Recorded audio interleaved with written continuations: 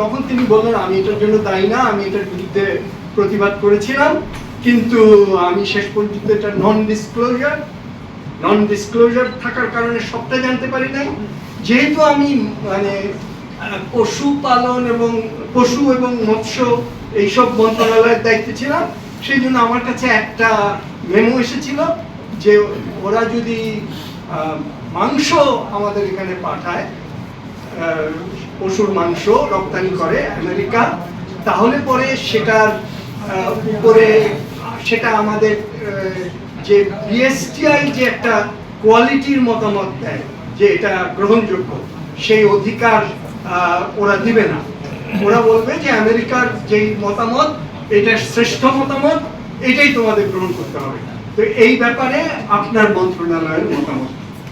তো ফরিদ আক্তার তখন এটা আপত্তি করেছে আমাকে, যা উনি আজকে যেটা বললেন, যে আমি তখন মেমো পাঠালাম যে না, আমাদের মতামত নিতে হবে, কারণ জেনেটিক্যালি মডিফাইড মাংস পাঠাবে এবং ওই মাংসের দাম তখন 100 টাকা হয়ে যাবে, আমরা 600 টাকায় গরুর মাংস বিক্রি করি, আমরা তখন কোথায় বাজার পাবো, ইত্যাদি ইত্যাদি উনি আজকে বললেন যে আমি আপত্তি করলাম। তারপরে তা আপত্তি তো টিকলো না, এটা তো হয়ে গেল। তখন তিনি পদত্যাগ করলেন না কেন, এই প্রশ্ন তখন সবাই তাকে করলো। তো তিনি বললেন হ্যাঁ আমাকে দায়ী করতে পারেন, কিন্তু আমি আপত্তি করেছি এই কথাটা আমি জানি। সুতরাং অলরেডি কিন্তু ব্যাকফুট খেলা শুরু হয়ে গেছে। অলরেডি এই চুক্তির ব্যাপারে আমার ধারণা ব্যাকফুট খেলা। ওখানে বিএনপির তারেক জিয়ার যিনি অ্যাডভাইজার, সাইমুন নাম কি অ্যাডভাইজার, উপদেষ্টা, হ্যাঁ সেও ছিল। সে অবশ্য কিছু বলল না। ওই প্রশ্নটা আসলো যে আমরা এনার্জি ক্রাইসিসে পড়েছি, তো আমরা এনার্জি আমদানি করব যেখান থেকে কম পাই, আমাদের তো স্টোর করে রাখতে হবে। তো আমরা যদি স্টোর করার জন্য রাশিয়ার কাছ থেকে আমদানি করতে চাই, তাহলে আমাদের চিঠি পাঠাতে হবে কেন? পদ্মা সেতু, মেট্রো রেল এবং এলিভেটেড এক্সপ্রেসওয়ে নির্মাণের গর্বিত অংশীদার বসুন্ধরা সিমেন্ট। এবং চিঠি পাঠাতে হয়েছে, কিন্তু এই বিএনপি সরকারকে চিঠি পাঠাতে হয়েছে।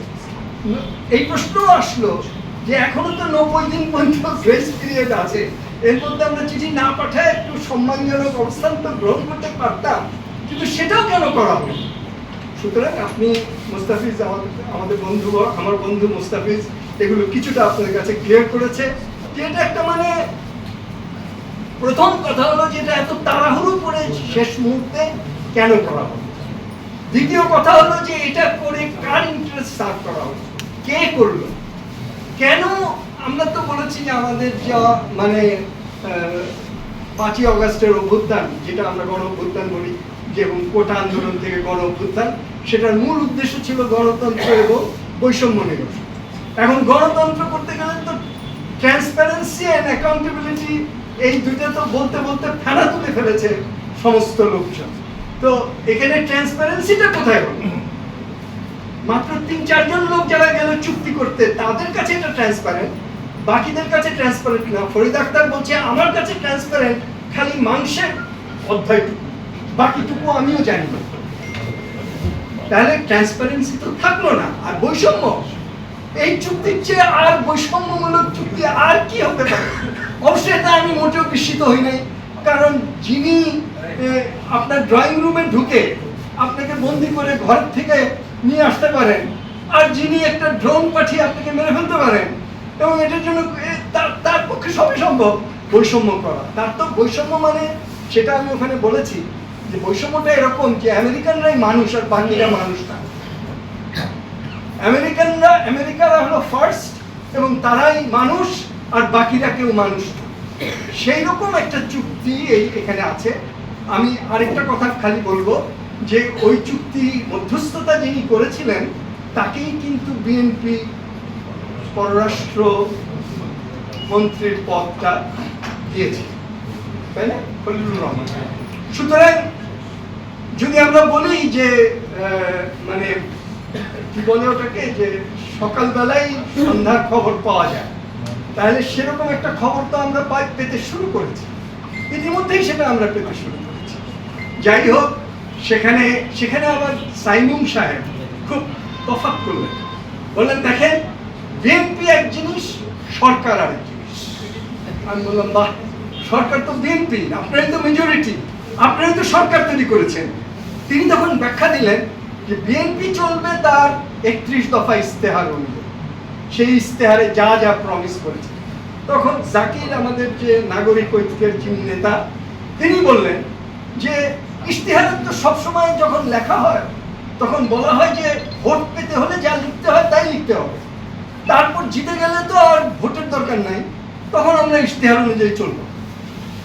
তখন উনি আর কিছু বললেন না অবশ্য, তবে উনি বললেন যে না, ইশতেহার অনুযায়ী আমরা চলবো, আমরা ইত্যাদি ইত্যাদি ইত্যাদি।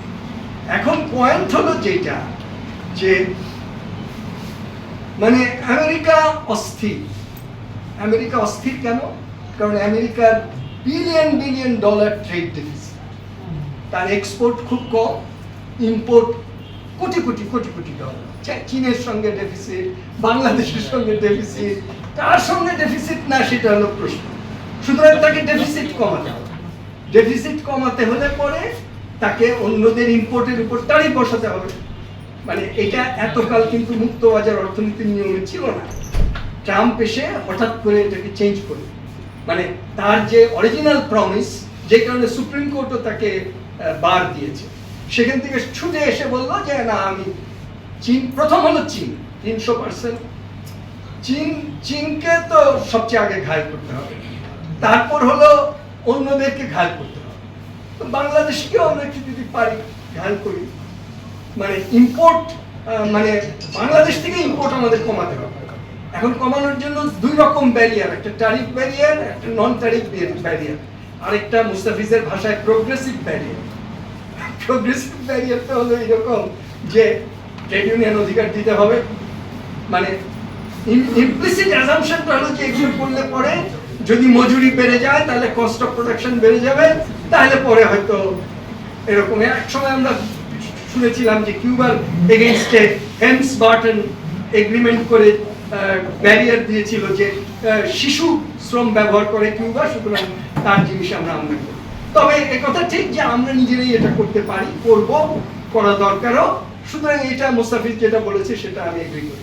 অন্তর্বর্তীকালীন সরকারের মধ্যে যারা এই কাজটা করলো তাদের কোনো মর্ম যন্ত্রণা হলো না। তারা এত এনজিও করে, এত মানে মানে ভালো লোক, তারা এত বৈষম্য বিরোধী, এত কিছু, তারা গণতান্ত্রিক, কোনো অন্তর্জালা তাদের হলো না। এখন বাইর হয়ে তারা কেউ কেউ সাকত সাহেব এমনি অন্য কথা বলছে। কিন্তু আমি আমার বন্ধু আনু মোহাম্মদের কথাই বলবো যে সকলের বিচার হতে হবে, সকলের বিচার হতে হবে, যারা এই অন্তর্বর্তীকালীন সরকার, যারা এই চুক্তির সঙ্গে জড়িত ছিল।